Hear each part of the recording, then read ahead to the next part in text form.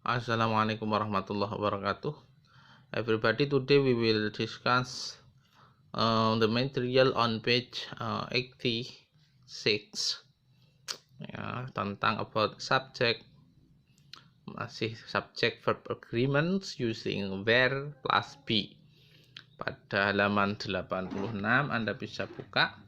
Di sana ada masih membahas tentang kesesuaian antara subject verbs tapi menggunakan there dan be. Di sini contohnya yang pertama, there is a fly in the room. There is fly in the room. Yang kedua, there are 3 windows in this room. Pertama ada apa? Lalat ya. Dalam kamar. Yang kedua ada beberapa jendela dalam kamar ini. There, ini penjelasannya. Ketika bertemu dengan be itu menunjukkan ide yang that something exists, yang mana itu ada dalam in particular place, tempat tertentu ya. Sesuatu yang menjadi ide itu berada pada tempat tertentu. Contohnya a fly ya, berarti there is, berarti a fly in the room. Fly ini berada di tempat tertentu, yaitu in the room. Kalau itu ketemu dengan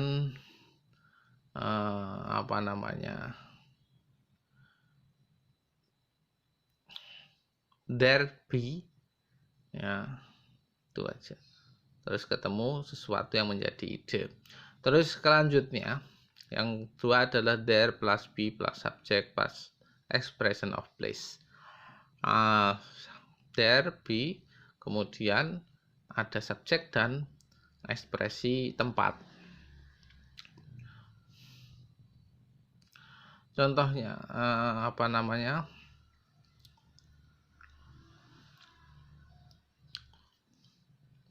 sama ya.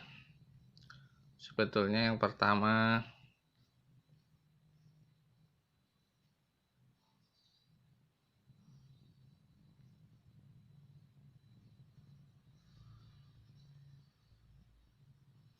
tapi di sini ada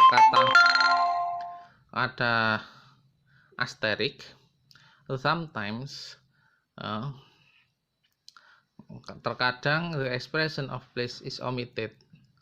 Keterangan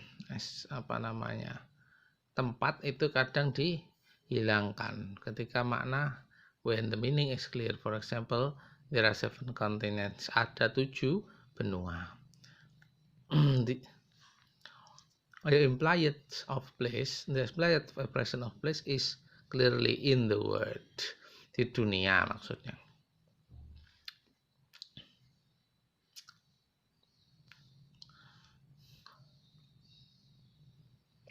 Contoh, the subject follows be when there is used. Subjek itu diikuti be ketika there itu, lafadz there itu digunakan. Contoh pertama ada the subject is fly, singular. Terus yang B adalah the subject is there. There is there windows. Ya. Jamak, plurals. Jadi setelah subjek itu be bisa subjeknya itu berupa tunggal maupun subjeknya berupa jamak, boleh.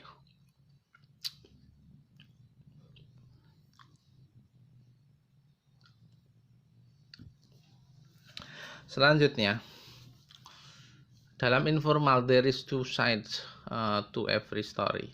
Ada 2 sisi dalam setiap story, atau dalam setiap cerita.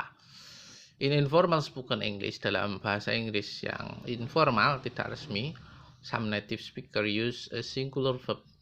Beberapa